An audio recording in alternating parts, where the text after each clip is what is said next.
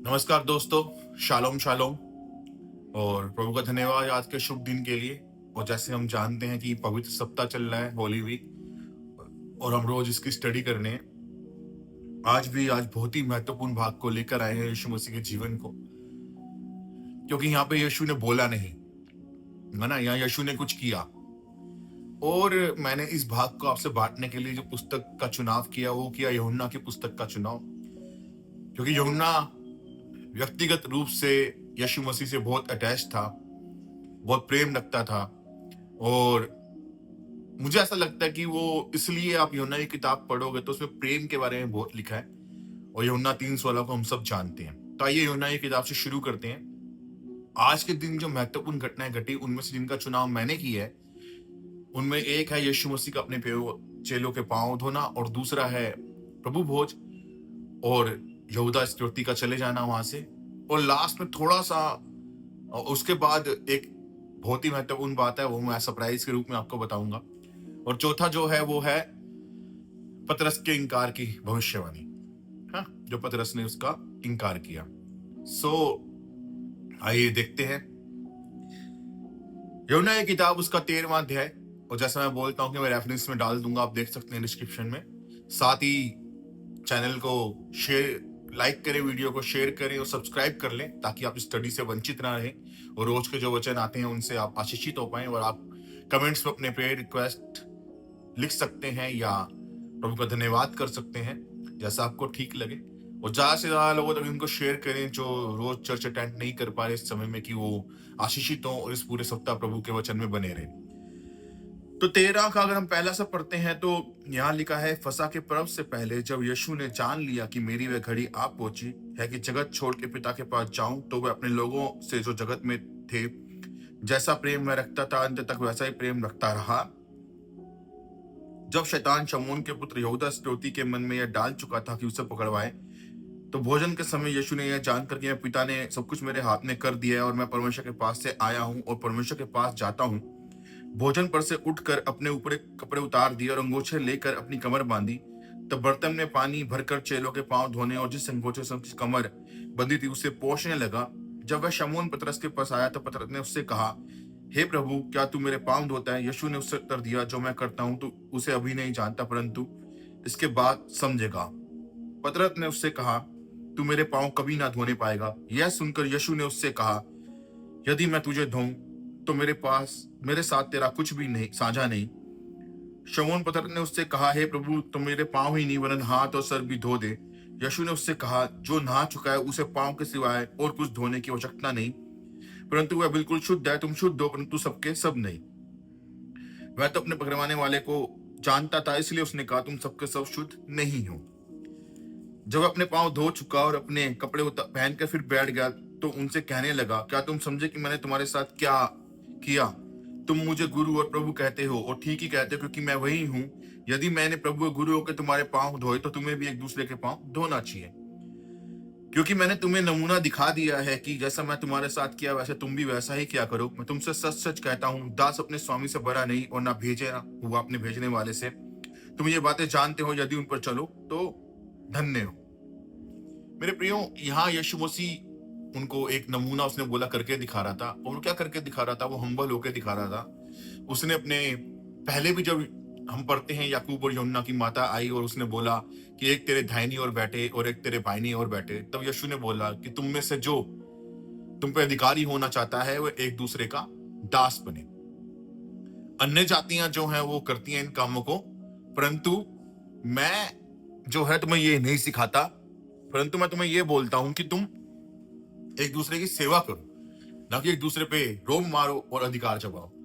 आज भी हम इन बातों को देखते हैं कि इस बात को हम लोग फॉलो करते हैं। मतलब इस जो क्रिया यीशु मसीह ने करी पांव धोने की, बहुत सी कलीसियाओं में मॉन्डी थर्सडे हम इसे बोलते हैं, ये काम किया जाता है वीरवार के दिन, आज के दिन। और लोग जो हैं, कलीसियाओं में पानी का इंतजाम होता है, टब का इंतजाम होता है, तौलिए का इंतजाम होता है, और ज्यादातर पास्टर्स, उसके बाद कलीसिया के बहुत से लोग भी एक दूसरे के पांव धोते हैं। लेकिन जैसा मैंने कल आपसे बोला था कि यीशु मसीह जब अपनी सेवा के अंदर था तो उसने परंपराओं को रिप्लेस किया रेवलेशन से और अनॉइंटिंग से।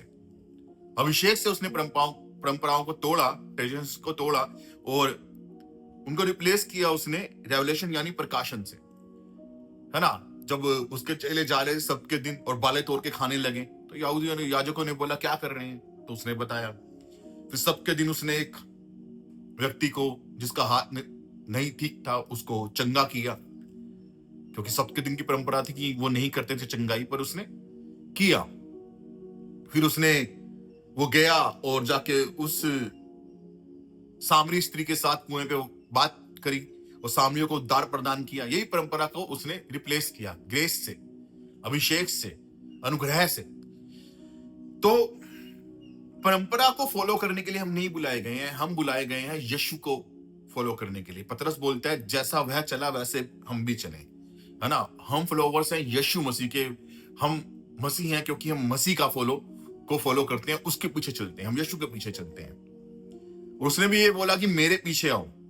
सो कई जगह में होता है ऐसा कि कलीसियाएं फॉलो करती हैं, दैट्स गुड, करिए फॉलो।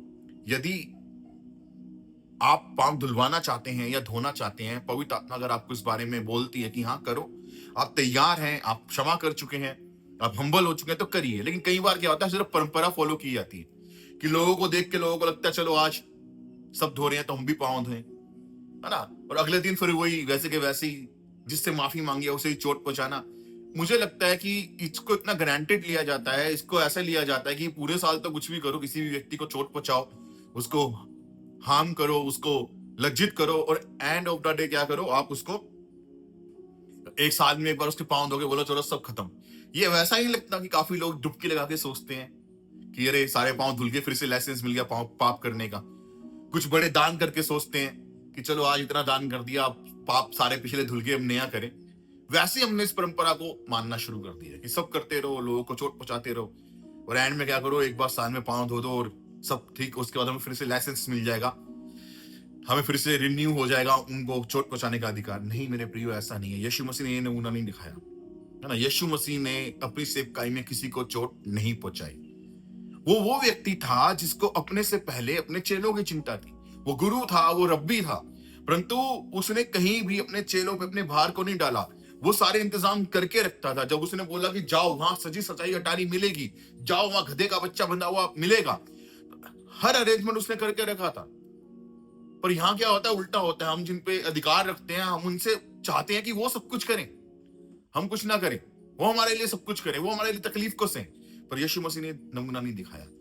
यीशु मसीह ने उनसे पैर नहीं धुलवाए थे मेरे प्रियो। यीशु मसीह ने उनकी सेवा करने के लिए अपने कमर को बांधा और उनके पैर धोए थे, क्योंकि वो ये चाहता था कि हम में से जो लीडर बने, पासवान बने, जो अगुवे बने, वो सेवा करें, ना कि सेवा करवाएं।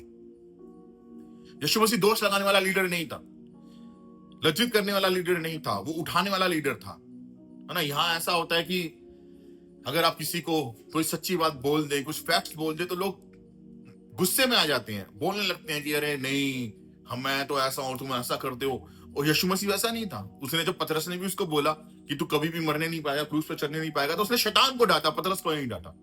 उसने बोला हे शैतान मुझसे दूर हो जा। लेकिन यहाँ लोगों को ही जो है चोट पहुंचाना शुरू कर देते हैं। पहले अपने मन से इन चीजों को निकालना जरूरी है, तब आप और मैं इस योग्य होते हैं कि हम पैर धोएं या धुलवाएं। परंपरा को फॉलो नहीं करना, हमें प्रकाशन को फॉलो करना है, हमें अभिषेक को फॉलो करना है, हमें यीशु मसीह को फॉलो करना है। और यीशु मसीह ने बोला, क्या बोला, जब मैंने लास्ट आयत पढ़ी 17वीं, तुम ये बातें जानते हो, यदि उन पर चलो तो धन्य हो। हमें उन बातों पर चलना है।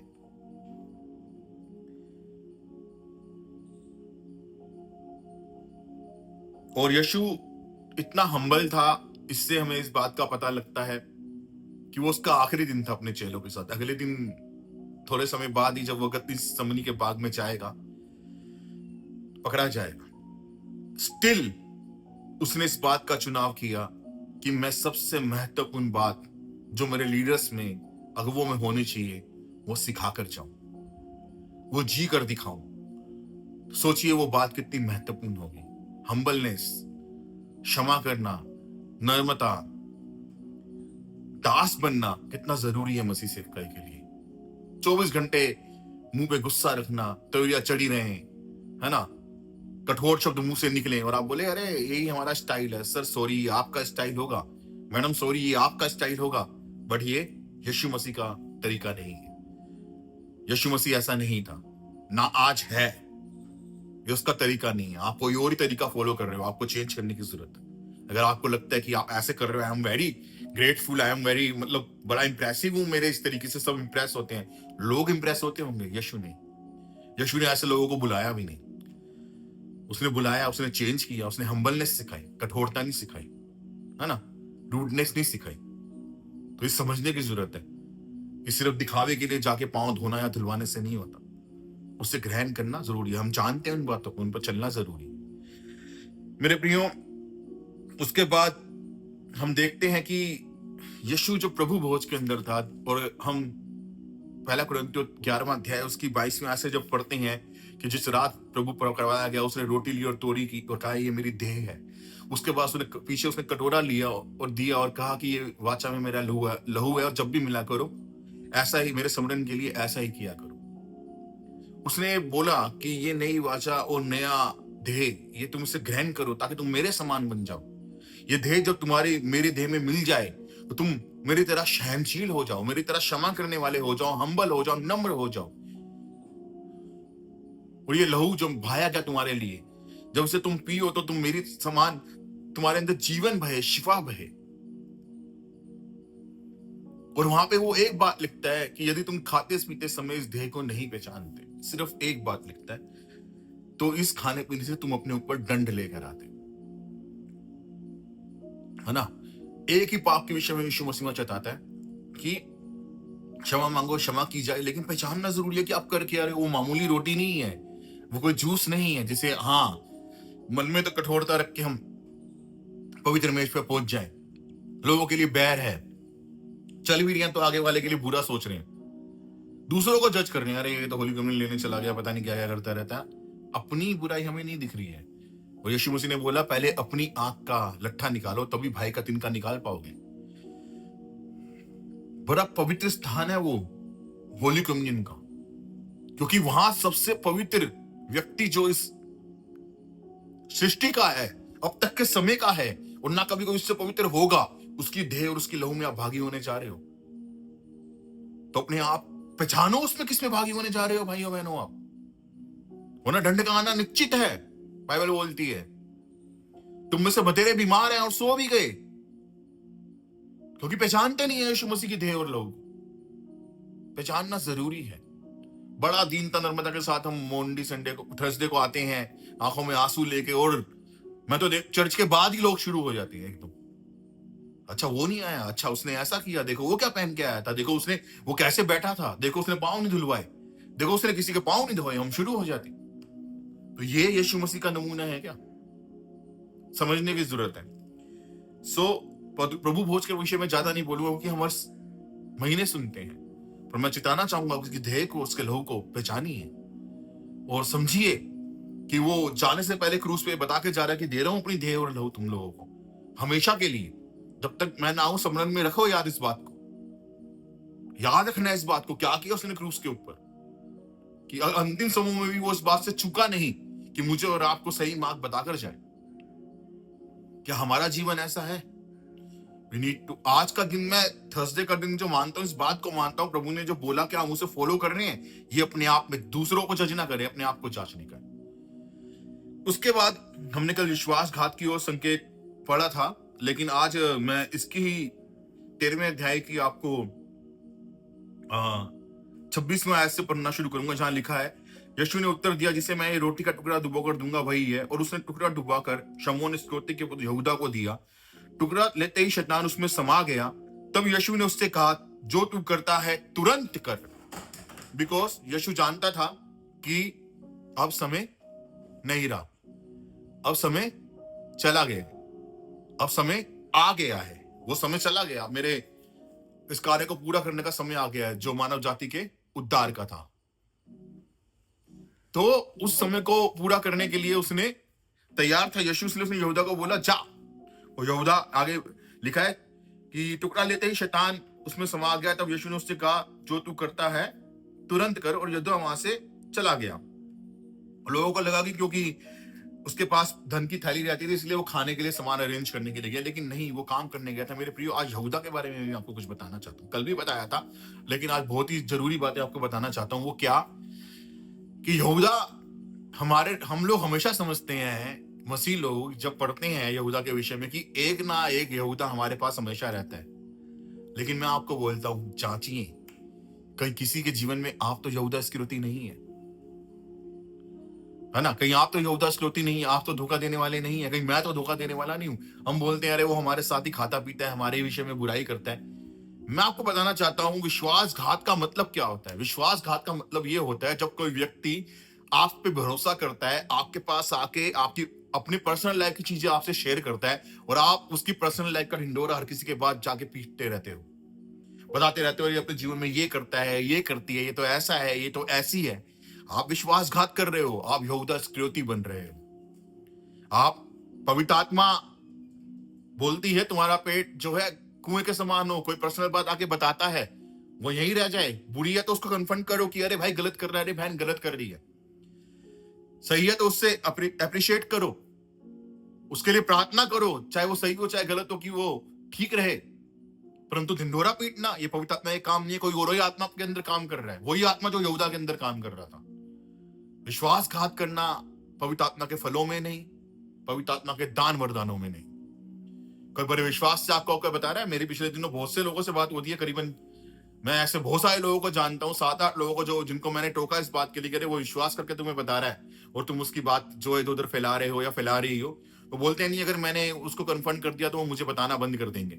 अरे तुम उसकी बात जानना चाहते हो ताकि दूसरों को बताओ? क्या परमेश्वर आपको इस बात के लिए आपको लगता है क्षमा करेगा? आप जानबूझ के वो काम कर रहे हो, वो नहीं जानते तो आज जानते हो। क्या ये पवित्र आत्मा के कार्य हैं? खुद से पूछिए। दूसरों को तो बड़ी जल्दी हम बोल देते हैं कि ये हमारे जीवन में यहूदा ये कार्य कर रहा है। आप किसके जीवन में यहूदा इस्करियोती बन रहे हो? किसी व्यक्ति विशेष के कहने पे किसी की बातों को इधर उधर करना या उससे बात निकलवा के किसी को बताना, क्या ये सही है? नहीं मेरे प्रियो, ये यीशु का नमूना नहीं है। यीशु के नमूने पे हम लोगों को चलना है, हमें यहूदा इस्करियोती नहीं बनना है ना? और अपने जो यहूदा आपको लगता है आपके जीवन में, उनके लिए प्रार्थना करिए। हो सकता है महिमा, परमेश्वर ने आपको महिमा देने के लिए आपके जीवन में रखे हूं, क्योंकि यीशु को तो महिमा देने के लिए रखा था, यहूदा इस्करियोती को उसके जीवन में।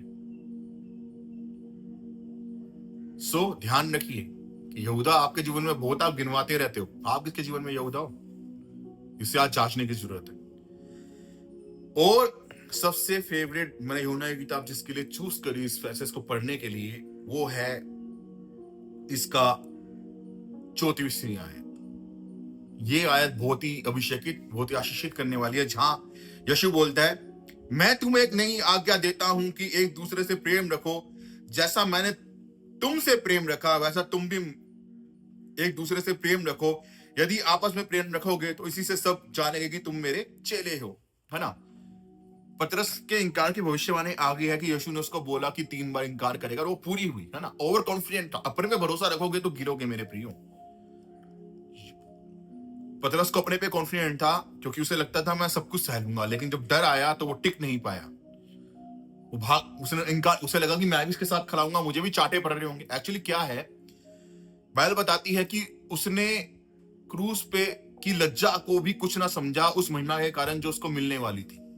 तो वो लज्जित होने से डरा नहीं यीशु मसीह, लेकिन शायद पतरस डर गया, कह रहा है इन लोगों को मैं जानता हूं, सब मुझे जानते हैं, मेरे को इनके बीच में ले जाएंगे, मेरे मुंह पे थूकेंगे, मेरे मुंह को गद्दार बोलेंगे, थप्पड़ मारेंगे, कितनी इंसल्ट होगी और दर्द भी होगा, तो पता नहीं क्या करेंगे मेरे साथ। तो वो डर गया। वो डरना कोई बुरी बात नहीं है, लेकिन प्रभु यीशु मसीह उस डर को दूर करने में सामर्थ्य है। हालेलुया। तो वो भविष्यवाणी आगे पूरी हुई और उसने इनकार किया प्रभु यीशु मसीह का, लेकिन उसके बाद उसने अपना जीवन दिया। यीशु मसीह उससे पूछता है, मेरी बकरियों को, मेरे भेड़ों को चढ़ाएगा, चरवाहा बनेगा, उनका ध्यान रखेगा, और उसने किया। मरते दम तक वो परमेश्वर के प्रति विश्वास योग्य रहा। लेकिन यहां हम नई आज्ञा पे आती हैं, जहां यीशु बोलता है, एक दूसरे से प्रेम रखो जैसा मैंने रखा, यदि आपस में प्रेम रखोगे तो इसी से सब जानेंगे कि तुम मेरे चेले हो। इकलौता जो चिन्ह चमत्कारों से पहले आपके अंदर नजर आना चाहिए, वो ये है कि प्रेम नजर आना चाहिए एक दूसरे के प्रति, एक दूसरे की बुराई नहीं, एक दूसरे के पीठ पे छुरा घोंपना नहीं, जैसे पूरी दुनिया करती है। खुद को उठाती है, नीचे को गिराती है। अगर आप दूसरों को गिरा के खुद ऊपर उठ रहे हो मेरे प्रियो, तो ये यीशु मसीह के चेलों की निशानी बाइबल में कहीं भी नहीं है। जो निशानी है वह यीशु ने बता दी। प्रेम रखना क्या है एक दूसरे से, वही करना जो यीशु ने किया। अंत समय तक यहूदा उसके टेबल पे खा रहा था। लास्ट प्रभु भोज में यहूदा शामिल था। पांव धोने में यहूदा इस्करियोती के पांव यीशु मसीह धो रहा था। वो जानता था ये उसे धोखा देगा। इसके बावजूद उसने वो सारे काम किए जो उसने बाकी चेलों के लिए करे, और अपनी जान भी दी उसने। उसने ये नहीं बोला कि प्रभु मैं यहूदा के लिए जान नहीं दूंगा, बाकी सबके लिए दूंगा। उसने बोला हे पिता इन्हें क्षमा कर। हम देखेंगे कल क्रूस की सातवानियों को। उसने हर काम उसके लिए बराबरी का किया। उसने अपना प्रेम सिद्ध रखा। वही प्रेम वो मुझसे आपसे चाहता है ना। वो चाहता है कि जो वादा आप अपने लोगों से करें उसे पूरा करें। उनके लिए भी वैसी तकलीफ उठाएं जो आपको धोखा देते हैं, जो आपसे प्रेम रखते हैं। अपने प्रेम को सिद्ध करिए, दूसरे के प्रेम को सिद्ध नहीं करना हमें कि अगर दूसरा मुझसे प्यार नहीं करता, दूसरा मेरे पास नहीं आता, दूसरा मेरे से ये नहीं करता, नहीं, आपको अपने प्रेम को सिद्ध रखना है। जो किसी बैरी को भी आपकी जरूरत हो, उठिए और जाइए और उसकी मदद करिए। इस पवित्र सप्ताह में यीशु मसीह ये सिखा रहा था। गुड फ्राइडे से पहले वो ये सिखा रहा था, दीन बनो, नम्र बनो, एक दूसरे के दास बनो, है ना। और यहूदा के समान तो नहीं है आप, जांचिए। और तीसरी बात, प्रेम रखो एक दूसरे जैसा यीशु ने रखा हमसे। क्या इन सब बातों में हम खड़े हैं तभी हम उसकी कुर्बानी का मतलब समझते हैं? परंतु नहीं, आप जानबूझ के इनको अनदेखा कर रहे हो। साल में एक दिन गुड फ्राइडे वाले दिन जाके आप आंसू बहा रहे हो, है ना। पांव धोते वक्त आंसू बहा रहे हो। पूरे साल आप लोगों को चोट पहुंचा रहे हो। कोई प्रेम आप में नजर नहीं आ रहा। विश्वासघात कर रहे हो, चाहे वो मैं हूं चाहे आप हो। हम ऐसा कर रहे हैं, हम बुरी बातें कर रहे हैं। और साल में एक दिन करने से कुछ नहीं होगा मेरे प्रियो। अन्य जातियों के समान मत बनिए। आसमान जुए में मत जुतिए। प्रभु के, उसने कहा हल्का है मेरा जुआ, नम्र है मेरा जुआ, और हल्का है मेरा बोझ, उसे उठ लो। उसके बोझ को लीजिए, उसके जुए को उठाइए। ये बातें थी, मैंने बहुत लंबा नहीं बोला क्योंकि मैं चाहता हूं कि छोटा रखूं, लेकिन जो बात है वो आप तक पहुंचे। इस पे सोचिए आज। और आज हम प्रार्थना भी करेंगे। आइए हम प्रार्थना करेंगे। धन्यवाद करते हैं महान जीवित सामर्थी परमेश्वर प्रभु आज के दिन के लिए। प्रभु आज हम आपके सामने दीनता नम्रता के साथ आते हैं प्यारे पिता, और प्रार्थना करते हैं प्रभु जी कि जो आपने दिखाया नमूना उसको हम फॉलो करने पाए प्रभु जी। एक दूसरे के अधिकारी नहीं, एक दूसरे को पीसने वाले नहीं, एक दूसरे के दास बने, सेवा करने वाले बने, धोखेबाज ना बने, विश्वास योग्य बने आपके प्रति, आपके लोगों के प्रति। प्रभु जी जो विश्वास हम पे करते हैं वो तोड़ा ना जाए। तेरे समान प्रभु जी हम सहने वाले बने, सहनशील बने, और प्रभु जी आपके समान ही हम प्रेम करने वाले बने कि चाहे क्रूस पे भी क्यों ना हो, हम तब भी प्रेम करते रहें और लोगों को आशीष देते रहें और क्षमा करते रहें प्रभु जी। आज तक जो गलतियां उन्हें क्षमा कीजिए प्रभु जी। हम भी अपने अपराधियों को क्षमा करते हैं। धन्यवाद करते हैं प्रभु जी। इस छोटी सी विनती को यीशु के नाम से मांगते हैं, आमीन। कल गुड फ्राइडे के सातों वानियों के साथ मिलेंगे। तब तक शालोम शालोम।